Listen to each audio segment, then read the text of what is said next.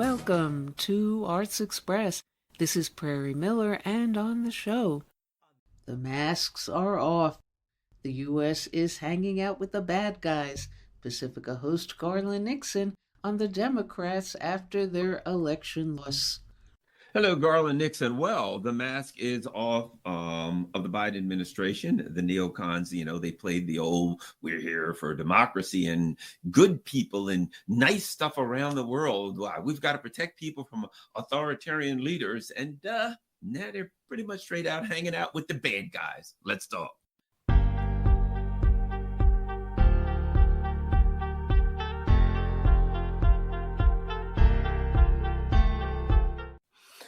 Hello, Garland here. So let's talk. One of the things I find interesting right now is the actions of the Biden administration after the election, after they lost, right?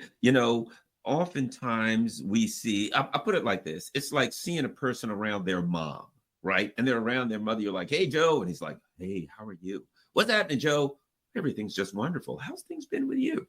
Oh, great. What about yourself? Well, I've been going to church lately and trying to spend more time with the family. Oh, great. Right. And then the guy's mother leaves the room. He's like, hey, dude, let's go drink some beer. We're going to hang out, chase the girlies, blah, blah, whatever. Right. It doesn't matter. Right. And it's like, well, he sure is a different guy when his mom's not around. And, people are like that. Right. And the Biden administration have spent, and this whole neoliberal project, right? We talked about that, the whole woke part of it, right? A big part of that was this fraud. It was, we're the nice guys. It was that veneer of morality, right? We are the good guys. We're the nice guys. And therefore, we'll get your support and you'll work with us because we're trying to do nice and good things. Why? We're not overthrowing that country to steal their oil or for geopolitical advantage. We're doing that because the LGBTQ people, they're not being treated right. Or the women are not. They're right? It was always... what has been referred to as liberal interventionism, right? The traditional knuckle draggers, we're going to, the Vikings, right? Hey, there's a city state over there and they have gold and women and this and that. And and their kids could be slaves and blah, blah, blah. We're going to overthrow that city state. We're going to take all of their stuff. To the victor, to the victor go the spoils, right? That is traditional way of thinking, like the neocons think. But to some extent, they needed your support. So they just had to lie to you. And so now, instead of the traditional lies of the Gulf of Tonkin, they shot at us first, so we got to shoot back. Oh, they're what's the other one? We've got to stop communism from spreading, blah, blah, blah, whatever, right? It was always a lie that it was communism, it was ideological, it was something like that, right? But they always had a lie. But now the liberal interventionist lie always boils down to this. We're the good guys. And while what we're doing may appear to be bad to some, it's not. It's good reasons. Ultimately, we have to overthrow this country because the leader's evil and he's not a democracy is needed and blah, blah, blah. And you know what I mean? So all of it was, we got to really try to convince you that we're good. They're good. And we've got to attack and crush anybody who tries to tell you the truth. If some guy stands up in the back and says, look, guys, when I look at what we're doing, I don't think it's the good guys and we're plundering this country and blah, blah, blah. You attack that person. You crush that person. That person's a Putin puppet. That person's a whatever. And it was like the Cold War where everybody was a communist, right? Hey, that person doesn't think we should be overthrowing this country. Well, of course, that's what a communist would say. And of course, they work for the Soviet Union. So they must be blackballed. They must not be allowed to work, things of that nature, right? The modern day liberal interventionalist now has learned that the road to evil is paved with lies about how good you're doing. So we simply say, yeah, of course we'll throw this country, overthrow. No, we're not going to overthrow a country. We're going to liberate the people of the country from their lives. We're going to liberate them from this mortal plane in which we exist. But you don't say that. Sure. Will there be some, unfortunately, maybe a few civilians could lose their lives, but that's a small price to pay for democracy and liberty and things of that nature, right? It's Taiwan. Oh, Taiwan has to have democracy. And what are you going to do? We're going to make them ground zero in a battle between two nuclear powers. Why? because they need democracy. I read an evaluation that said Taiwan will be devastated, torn to pieces, most of the people killed, but they'll have democracy. In other words, you don't even need the citizens there to have democracy anymore. They can all be dead. The entire island can be blown to smithereens, torn to pieces, the people all dead, but we protected democracy. Democracy is something that exists outside of the human plane. Apparently, it's even outside of our dimension. It's an idea that's more important than human life itself.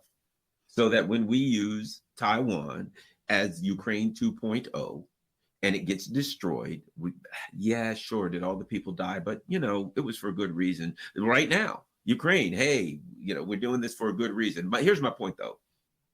Let's get down to the point, right? I'm yapping too much. The point is this. After Trump won and the Democrats and the neocons didn't need, two things. Number one, they're very distressed. They're very anxious. Are they going to be prosecuted? Are they going to be found out? What terrible things are going to happen to them? Number one. Are they going to, is their project, their precious ideological project, is it going to fall apart? There's all these questions. So here's what we got. It's your buddy that acts nice when his mom is around, and his mom has left the room, and it's Friday night, and he's going all out, right? He doesn't have to show that he's a nice guy anymore. The Democrats, the neocons, not just the Democrats, but the neocons, period, they now can't win. They're out of the electoral process for the next at least 2 years, and they don't care anymore. They don't need to fool you into thinking that they're the nice guys. They don't need this veneer of moral legitimacy anymore, right? So they're now like, okay, fine, whatever, right?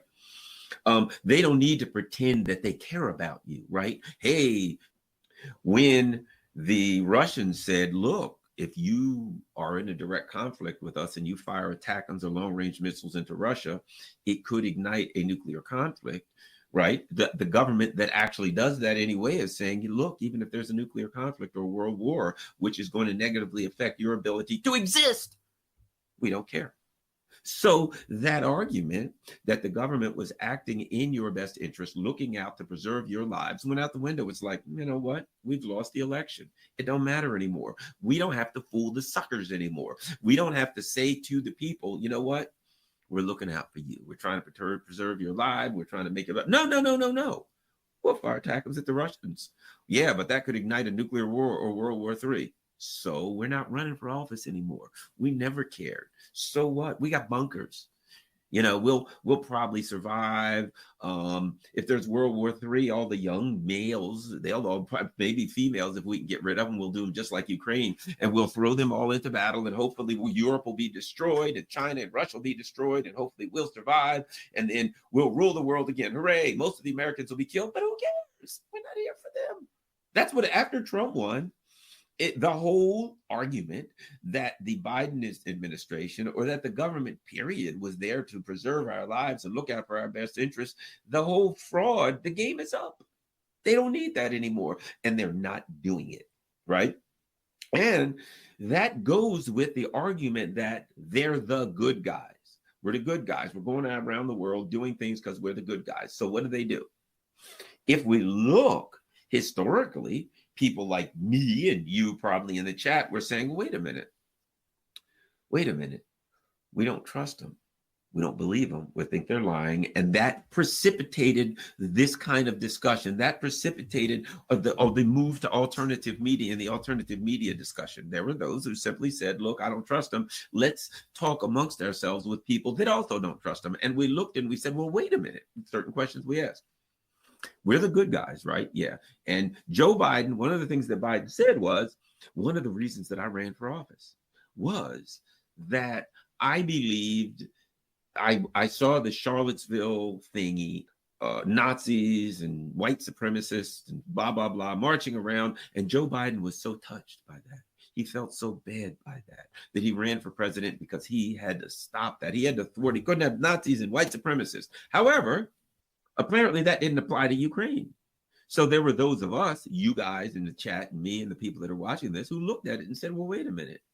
We have a contradiction, right? People like us So when we heard Joe Biden say that, okay, well, let's take a look at his record. Doesn't show that way. And then we looked and we're like, wait a minute. There's a bunch of guys in Ukraine and they're goose stepping all over the place and they're yelling Sieg Heil and their hands going up.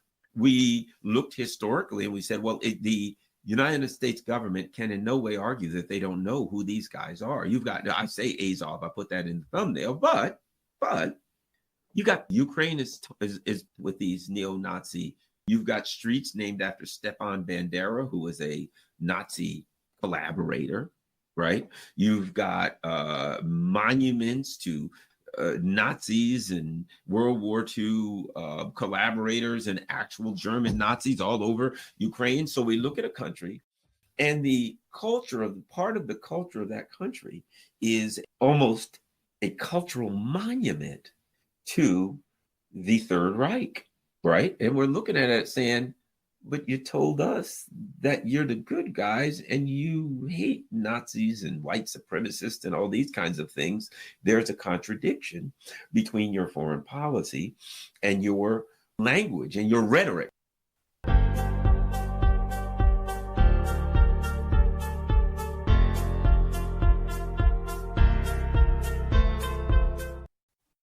And coming up next on Arts Express.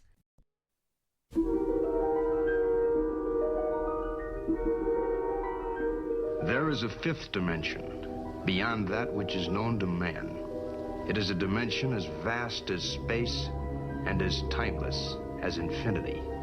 It is the middle ground between light and shadow, between science and superstition, and it lies between the pit of man's fears and the summit of his knowledge. This is the dimension of imagination. It is an area which we call the Twilight Zone.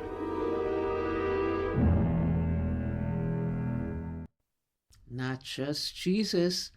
Christmas Day also marks the 100th birthday anniversary of the late one-man trailblazer of television during the dark time in U.S. history in the mid-20th century, Rod Serling, and his groundbreaking, enduring, and still relevant as ever, The Twilight Zone. At a time when Jim Crow McCarthyism, political oppression, and censorship ruled, allegedly the golden age of television, and Serling, the first ever writer in charge on the small screen, for the first time defying the suits in the back room with subversive stories cloaked in science fiction and horror. And joining us in a conversation about all that and how the horrific race murder of Emmett Till and CBS's blocking of Serling's Emmett Till drama led to the creation of The Twilight Zone are his daughter Anne Serling and her memoir As I Knew Him, and the Twilight Zone companion author Mark Scott Zicree. Where will he go next? This phantom from another time, this resurrected ghost of a previous nightmare. Chicago, Los Angeles, Miami, Florida, Vincennes, Indiana, Syracuse, New York. Any place, every place. Where there's hate, where there's prejudice, where there's bigotry. He's alive. He's alive so long as these evils exist. Remember that when he comes to your town. Remember it when you hear his voice speaking out through others. Remember it when you hear a name called, a minority attacked, any blind, unreasoning assault on a people or any human being. He's alive because through these things, we keep him alive. It is an area which we call the Twilight Zone.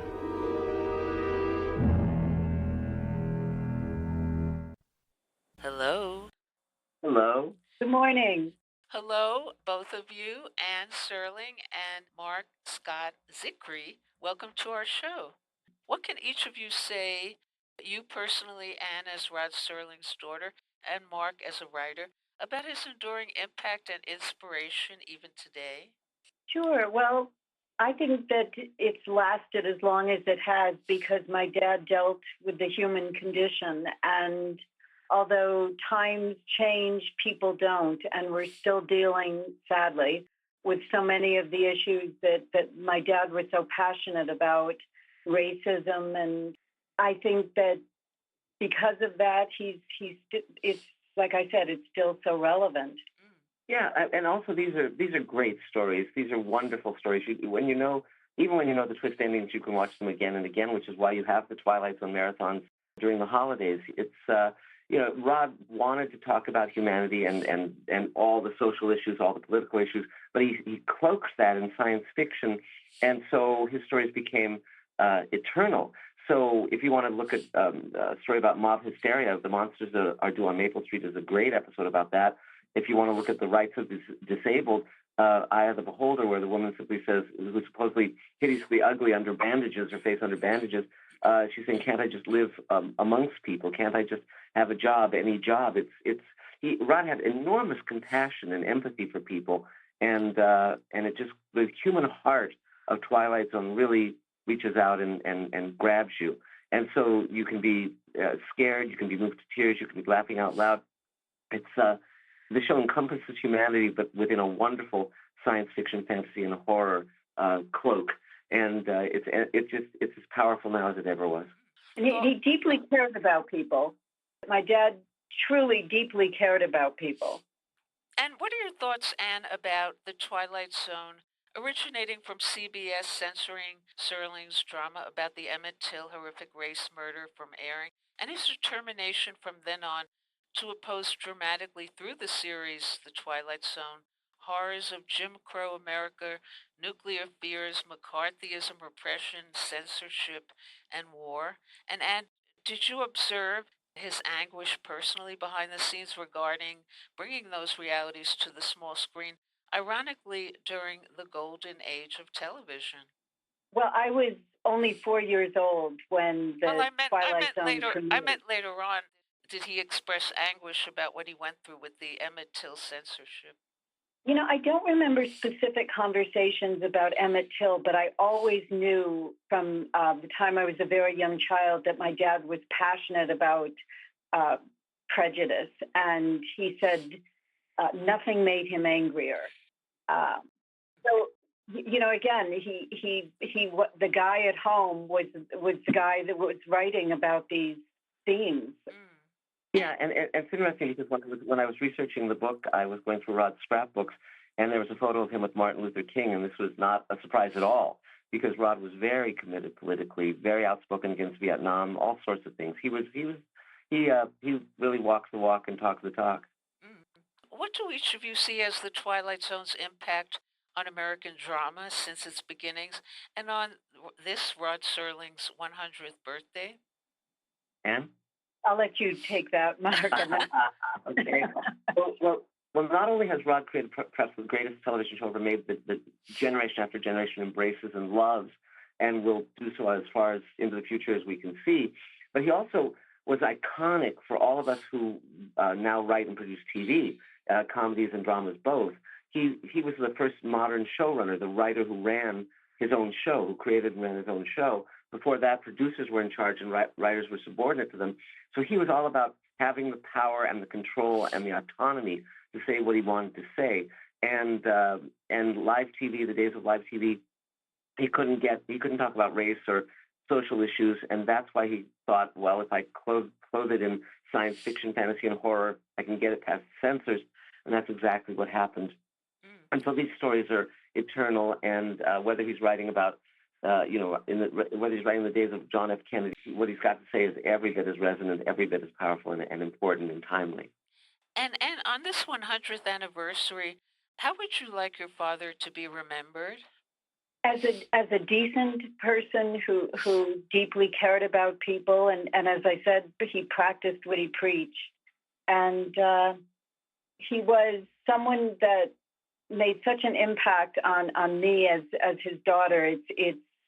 It's difficult even after 50 years to navigate the loss of this great father. Yeah. And is there anything you'd like to share about your father that only you know and that would surprise people?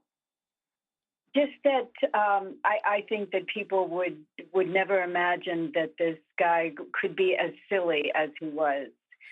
He would do things like disappear out of a room and reappear with a lampshade on his head. And actually, when I got a little older, every off-colored limerick I know I learned from my dad. And how do you feel he divided himself between being so concerned about all these terrible things and yet having a sense of humor. Well, I think we all have to maintain a sense of humor. I think that's a means to survival. Mm. And if Yes. and if Rod Serling were alive today, what do you feel he might be up to dramatically and critically with the troubled world around us today?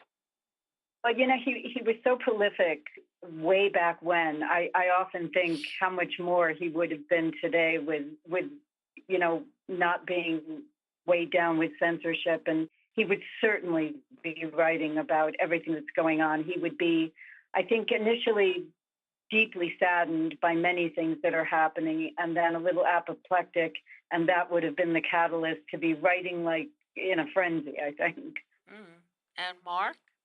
Well, yeah. I mean, the great part is often the right time shows up for the right person, and Twilight Zone came about because TV was just emerging as a great art form.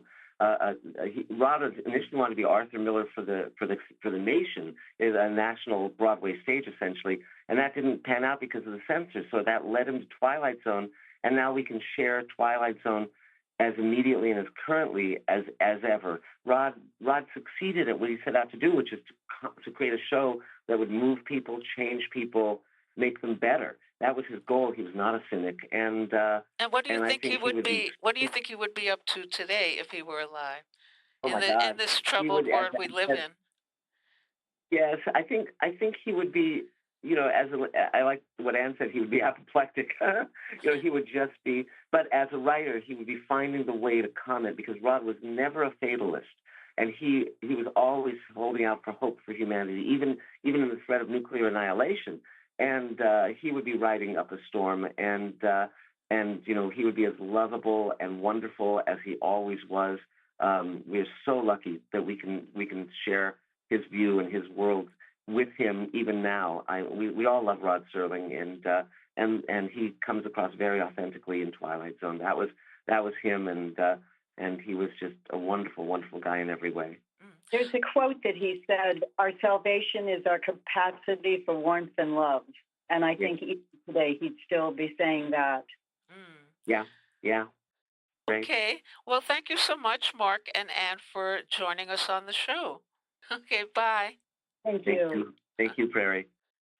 And now on Arts Express.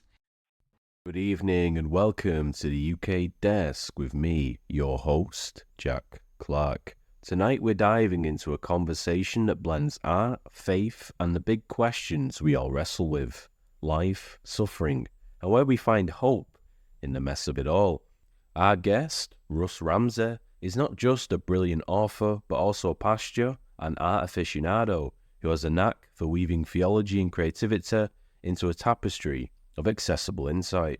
His latest book, Van Gogh Has a Broken Heart, What Art Teaches Us About the Wonder and Struggle of Being Alive, takes us on a journey through the lives of artists who, like us, grappled with what it means to be human. Russ, welcome to the show.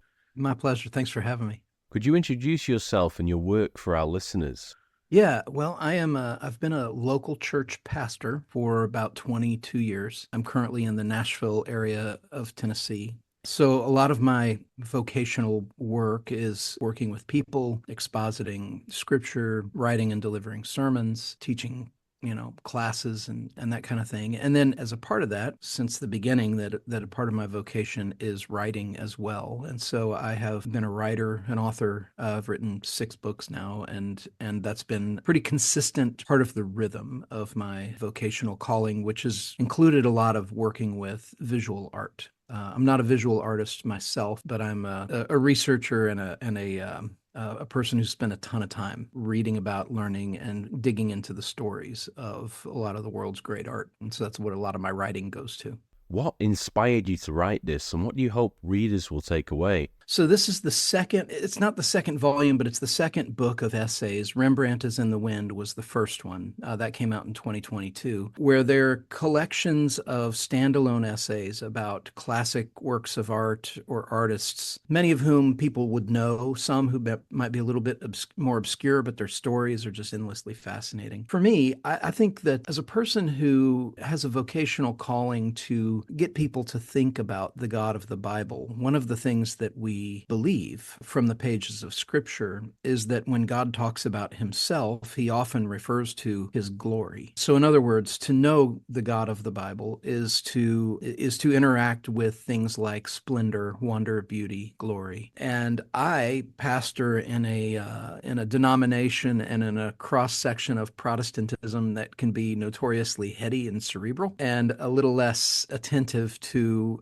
beauty for beauty's sake, or beauty for the sake of knowing the Lord. So that's been part of the interest for me with art. The books themselves, though, are really just long form storytelling. Art is the subject, but the format is storytelling. And that's something that I've been drawn to since I was young. And I feel like with the subject of art, one of the inherent challenges for me is that whenever I start to talk about art, visual artists, that sort of thing, I see a lot of times people will begin to glaze over and maybe feel a little like what I'm starting to talk about is maybe not necessarily for them. Maybe they just didn't connect with their art appreciation classes in high school or college, or they feel like, well, I've never really studied art, or when I go into a museum, I'm not sure what I'm supposed to be doing, or, And so a lot of what I'm trying to do is really kind of invite people into taking art at face value and by way of storytelling, and hopefully combating that feeling of needing some sort of academic credential to talk intelligently about art. I think it's valid to stand in front of a work of art and say, I like this one. That's valid art criticism, just as I don't get this one, and it doesn't need to be a whole lot more complicated than that. But we're people of stories. And so for me, digging into the stories of why people made what they made and why it hangs in museums, and a little bit of the story of how it came to be, I find that those stories are just endlessly fascinating and riveting, and they really do speak to the human condition in a very universal way. Mentioning there in your prior book, Rembrandt is in the Wind, you write about Van Gogh's search for beauty and contentment, especially in the works like The Red Vineyard. What does his life tell us about the human condition, and how does his struggle resonate with today's audience?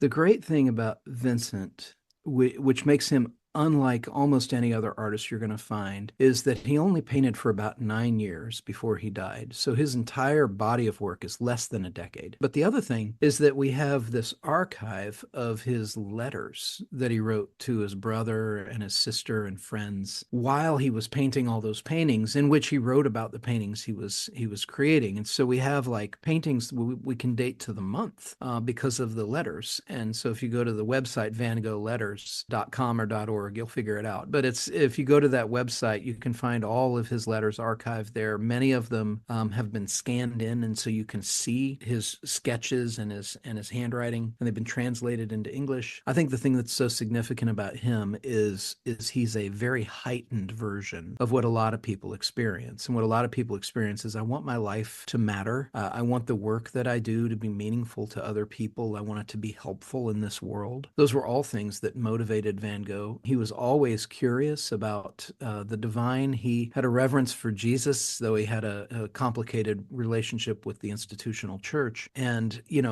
so you have this body of work by this person who is continually striving to find the thing, the voice, and the audience for the work that he was making. And he never got that in this life. That essay in the book, the reason I focus on The Red Vineyard is because it is the only painting that he sold while he was alive. And you wouldn't think that Van Gogh only sold one painting while he was alive, but he did. And it's not one you would necessarily think of. It's not Starry Night. It's not irises. It's not sunflowers. It's this red painting, and which was not a color that he used a lot. And during the time that he was painting that painting, That was 1888. The next 3 years of his life, he averaged a completed canvas every 3 days. And these are the paintings you think of when you think of Van Gogh. You think of these. Starry Night would have been in there, Sunflowers, The Yellow House. And in the last 3 months of his life, he was averaging a completed painting a day. And this frenzied, manic pursuit of trying to capture the world and show it back to other people was part of his madness, but it was also part of his genius. And I think that he is a kind of a concentrated version of what many of us would kind of spread out over the course of decades of our own lives and say, I want the work that I do. I want to find my voice. I want to find my audience. I want to find my calling. I want to become an expert in what I do. I want to be able to help the world. And Vincent's struggle is just so vividly on display, and the response, the global response to his body of work after his passing, which was beginning before he died, but really after his passing, is this overwhelming testimony to he was onto something. If he just could have waited, if he just could have waited a little longer, he would have seen more of this. But I think he's a person that we can relate to with our sorrows, both our sorrows and our ambitions. Many artists like Van Gogh, Michelangelo, and even Martin Scorsese started with religious roots and continued to explore spiritual themes through their work. How do you think artists today act as modern theologians or storytellers, continuing this oral tradition? Scorsese is an interesting character to bring up. His movie Silence, of course, is one that comes to mind as being overtly about the issue of suffering and faith and persecution and that. But I even think of films like The Irishman. There's a lot of reckoning that is a part of the storytelling that Scorsese does, where characters reap what they sow in a lot of ways. And that's a very honest way of accounting for the human experience. I think that artists, one of the things that makes art so, one of the reasons we gather it and we put it in museums around the world is because they are these finished compositions that somebody set out to try to say something meaningful or tried to say something true, and they've resonated with people over time. But a lot of the fruit that we get out of the work of the artist is the focused, disciplined work of staying with the thing they're trying to say until they feel that it's ready to be shown to the world. For me, as a Christian, I don't check people's credentials of faith at the door in order to appreciate them. One of my favorite painters is a guy named Edward Hopper, who painted a lot of New York City type of scenes, and it's a very lonely world that he painted. And he was hostile to religion. He was hostile to Christianity. And he also lived a pretty miserable existence and was lonely and made the people in his life lonely as well if they wanted to stay close to him. And then he painted that world. So when I see his work, there's an honesty in it that's not a message or a goal that I would personally be aspiring to obtain myself, but he shows the loneliness and the isolation of his own life in a way that feels really chilling and really kind of haunting and lonesome. So I think that's one of the things about bodies of work that artists gives us. I'm more interested in bodies of work than I am a particular painting or a particular movie. And Scorsese is another great example here of this body of work that he's given, which has kind of changed. Paul Simon is the same way as a songwriter, where his hubris in his 20s has very much been tempered by a reverence for the divine, largely by way of suffering and disillusionment with fame. And that's the kind of thing where I think that's a really interesting story to follow, not just a song to listen to, but a life's work to kind of look at from that long perspective.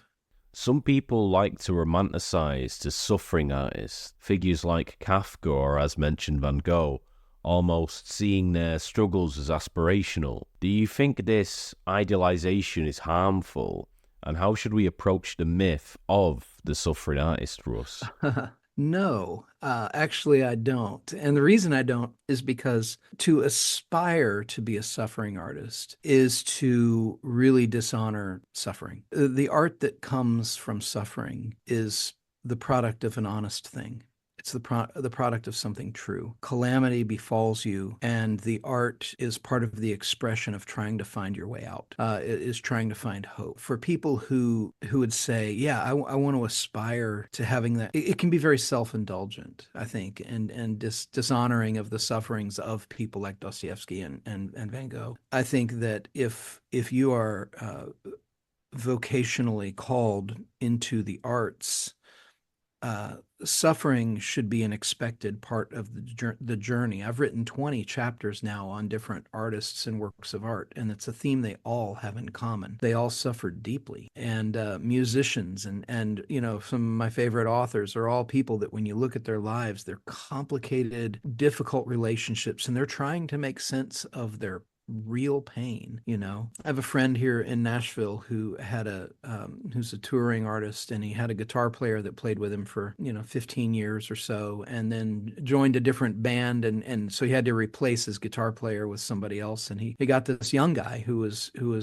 out of Belmont here and the university here, and was technically an amazing player, maybe a better player technically than the guy who had been on the road with him. And I said, how's that going? And he goes, he's a great player, but you can't teach heartache. And I thought, yeah, that's an interesting thing, because you can hear it when somebody imitates the blues versus when somebody plays the blues. And I think in the world of art, if you're trying to be a suffering artist, but it's contrived, it'll be evident in the work.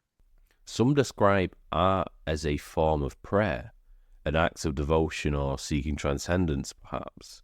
What are your thoughts on art as prayer, and are there works you feel exemplify this? Immediately, what pops into my mind is King David. The Psalms are poetry, and I write poetry, and anybody who has ever tried to write poetry knows that it is a disciplined craft. Good poetry doesn't just roll out of your pen. It's agonizing over every syllable, every foot, every bit of meter in what it is that you're doing, and thinking, how does this all hold together, and how does it, where the line breaks happen, all of those things. And I think Scripture itself is filled with that as prayer. And so if we're given the book of Psalms as a prayer book, and those prayers were composed as poetry, and we know that poetry is a hard-won craft, then I think we have a biblical precedent for saying, yes, the creation of art as a form of prayer is a very valid thing. But it's not just that there's examples of it. It's that the Lord made us to be people who have minds and hearts and hands and senses that we see, we smell, we taste, we touch, we think, we imagine. And even the process of discovery that happens when you're making art is not a lot different to me than the discovery that happens when you're writing in a journal page, in a prayer book. If you're writing your prayers, I've done this a lot over my life, is write my prayers. I have no idea where they're going when I start. And it's the discipline and it's the practice of putting one word down after another that takes you someplace in the craft of doing it. And so, yes, very much. I think as a form of meditation, which Scripture calls us to meditate on the Word of God, the Lord has made us to be people who respond to His transcendence by engaging with transcendent behaviors ourselves. Thank you, Russ, for joining me on tonight's show. My pleasure, Jack. Thank you so much for having me. Russ's book, Van Gogh Has a Broken Heart, What Art Teaches Us About the Wonder and Struggle of Being Alive, is available now. And as we close, let me wish you all a very Merry Christmas from here in the UK. This has been Jack Clark for Arts Express with your host, Prairie Miller. And coming up next on the show, the guerrilla is like a poet. The guerrilla is like a poet, into the rustle of leaves, the break of twigs, the ripples of the river, the smell of fire, and the ashes of the orchard. The guerrilla is like a poet. Hi, this is Jack Shalom. The song you just heard is from a poem by Jose Maria Sison, also known as Joma. But more than a poet, for the first 25 years of Joma's adult life, he was known as the Fidel, Mao, and Che of the Philippines. However, for the next 35 years, he lived in exile in the Netherlands with his wife and comrade in arms, Julieta de Lima, thousands of miles from the Filipino battlegrounds, giving counsel to the guerrilla army which he had founded. Now, a new film documentary about Joma and Julieta's lives has been released, co-directed by Malcolm Guy and Dimitri Estelakropoulos, called My Friend the Terrorist, A Tale of Love and Revolution. I'm happy to be speaking with one of the co-directors of the film, Malcolm Guy. Hi, Malcolm. Hi, Jack. Thanks very much for having me. Malcolm, the title of your film is My Friend the Terrorist, A Tale of Love and Revolution. Tell us why you named it that. Yeah, I mean, over the years, I did become very close to Joma and Julie, an amazing revolutionary couple. So that was part of it, and also my co-director Dmitri, who's kind of a political non-believer. I don't think they converted him into a Marxist-Leninist Maoist. No, they didn't manage. But he became really good friends with Joma and Julie. I think they clicked, and Joma and Julie could kind of let their hair down with Dmitri and just kind of be themselves. The film is constructed so that the scenes alternate between those of the Philippines and the Netherlands. And it takes a little bit of time for us to realize that the kindly exiled older couple we see in Holland were the founders of the NPA, a very effective Filipino guerrilla army. Yes, despite all of those years of forced exile in the Netherlands of this couple, they were never far away from the revolutionary struggle in the Philippines. They maintained an incredibly close contact with the people there, and the people had a very close relationship with them because of Joma's writings, because of their role in founding the renewed Communist Party of the Philippines and the New People's Army, as you mentioned, which is a major guerrilla force, which unfortunately lots of people don't know about the importance and the kind of the size and impact of this revolutionary struggle underway in the Philippines. So going back and forth was a way we could make that link and just show that they were, despite the distance, still an integral part of the revolutionary struggle there. And, even I kind of show a couple of films. At one point, you see Joma in front of a screen, and there's this gaggle of journalists speaking to him from the Philippines. So he would have to get up in the middle of the night because of the time difference. So I'm glad it worked eventually, and you saw the link and those close ties between that couple and the people of the Philippines. Could you give us a brief idea of who exactly Joma and Julieta are, just kind of backing up a little bit? Sure. Essentially, Jose Maria Sison was one of the founding members of the renewed Communist Party of the Philippines, which now has an estimated 150,000 members across the Philippines. He was also one of the leading forces behind the founding of the New People's Army. New because it was new. There was previous People's Armies in the Philippines, but it was a new People's Army. The renewed Communist Party of the Philippines was founded in 1968 on December the 26th. About a year later, the New People's Army was founded. Julie, Joma's wife and life partner, was one of the first women members of the Central Committee of the renewed Communist Party of the Philippines. And she played a very leading role in the women's movement and in the cultural movement. So they're quite the couple. And Joma, as I said, he was essentially artificial intelligence before it was discovered. Incredible memory, incredible knowledge of world events, and extremely prolific writer. I mean, he has lots of works out. Hopefully the film will inspire people to go and look at those works of him and the writings of Julie and get to know the struggle in the Philippines, because it's quite an amazing struggle and they're an amazing couple. How did Joma and Julie become revolutionaries? Joma himself was born into a fairly well-to-do landowner family. Essentially, it ended up going to university, fell on some, revolutionary books, and started to get involved and became was one of the founders of the youth movement in the Philippines during the 1960s, was eventually invited into the old Communist Party of the Philippines, and then split with them because he found, and many of the other young revolutionaries at the time, that it wasn't taking the correct road. So he continued to study and then came across the works of Mao Zedong. And that was a kind of turning point. And Julie, she studied to be a librarian. They met at the University of the Philippines. she became involved in the university politics and eventually joined the Communist Party of the Philippines, as I was mentioning, and played a leading role within that, and was a really strong leader within the women's movement and within the cultural field. So it was a long process. It wasn't an overnight. They weren't Uh-huh. instant revolutionaries by any stretch of the imagination. And then, of course, the important thing is that Joma wrote what became kind of one of the most well-known books of the revolution, Philippine Society and Revolution, which is essentially kind of gives the guide for how the revolution was going to take place in the Philippines, which of course is an archipelago with 7,000 islands and not exactly like China or any place else. So how were they going to do it? And how did you come to make this film? You have some incredible footage of the NPA guerrillas in communal life together and training. Yeah, well, in many ways, the Philippines was a second home for me for a long time. I was involved in the revolutionary movement here in Canada, and long story short, eventually got involved in the solidarity movement for the Philippines. I became very close to the Philippine movement, and I went with a friend in 1985, 86 to make a film about the People Power movement.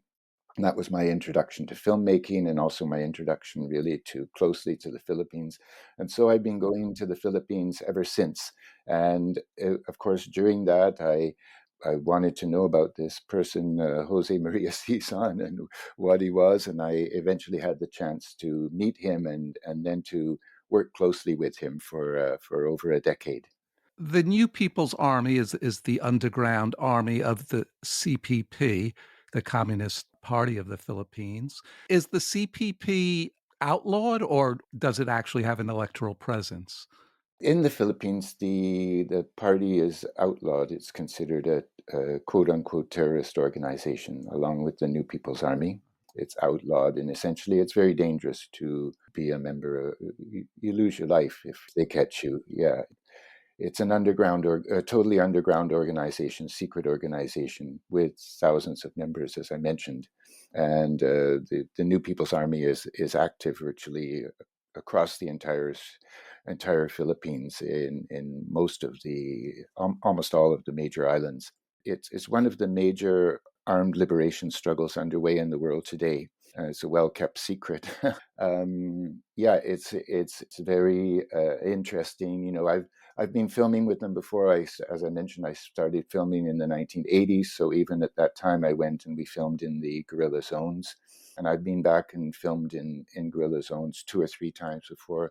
I actually went on an exposure to the Philippines and spent 3 months with the guerrillas in the mountains with my partner, Marie Boti.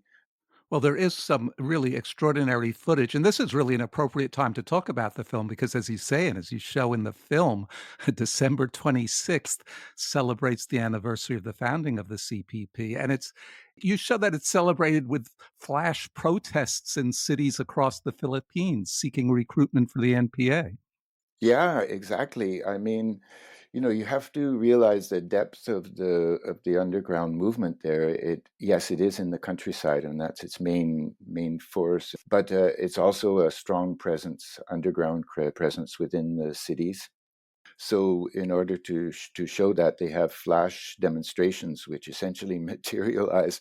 Yeah, we were told to go and sit in a restaurant nearby, and they would call us when they were ready.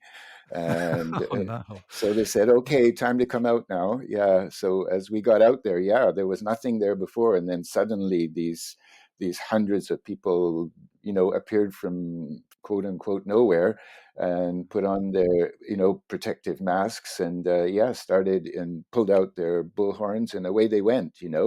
And later on it would disappear and fold into the surrounding neighborhood just as quickly as it had formed. So yeah, it's quite incredible, the level of organization, and also the fact that people are willing to risk their lives to Uh-huh. to put it forward, because it is a dangerous undertaking, as I mentioned. Amazing. Well, I'd like to, if you don't mind, dive a little bit deeper into the politics. What is the relationship to the NPA to other left parties in the Philippines? Do they work together, or are there strong sectarian splits? I think one of the strengths from what I've seen of the Philippine movement is its non-sectarian attitude.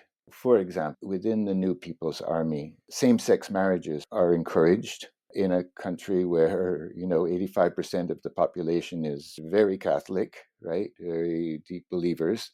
There are many Catholic priests and nuns who have joined the revolutionary movement over the years, drawn in, and people do not have to give up their beliefs, quote unquote, to become part of the movement. So the Communist Party of the Philippines and New People's Armies are part of a national democratic front or national democratic movement. So it's a very broad movement. It involves members of the middle class. It involves intellectuals. It involves even members of the national bourgeoisie and so on, and has many sectors within it: women, peasants, workers, indigenous peoples. Even involves part of the Muslim population in the south of the Philippines. And it's all regrouped under the National Democratic Front of the Philippines, which is their broad, united front. Was the CPP ever supported by the Soviet Union or China? From what I can see, the strength of the movement there is, although they've made some errors in the past, they admit it, is that, for example, all of the weapons of the New People's Army, they are taken from the Philippine military and police. There's no external search for weapons or anything else. It's all a locally run and locally armed organization. In terms of other things, they were close to the Chinese party and movement during the time of Mao Zedong and so on. And actually, Joma and Julie's children were invited to go there for safety reasons, grew up in China. I have to admit, when I read a little bit about Filipino politics, for an uninformed person like myself, it seems like such an unstable kaleidoscope with allegiances and enemies shifting from moment to moment. And for example, in your film, you have a scene where a woman describes how her coworkers were killed because they were on strike for a 50 cents a day raise at a sugar plantation. And then it was very surprising to me to learn that the plantation was owned by the Aquino family. I mean, I had no idea. Like many other Americans, I just knew of Corazon Aquino, as the slogan "People Power." And we'll have to wait for the reply to that in part 2 next week, where Malcolm Guy will talk more about his extraordinary experiences documenting the Filipino New People's Army for his film, My Friend the Terrorist. This is Jack Shalom for Arts Express with host Prairie Miller. The guerrilla is like a poet.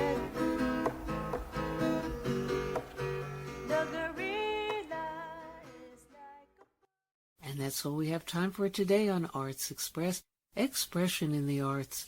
And if you'd like to express yourself too, you can write to us at theradiogoddess@gmail.com. Until next time, this is Prairie Miller leaving the station.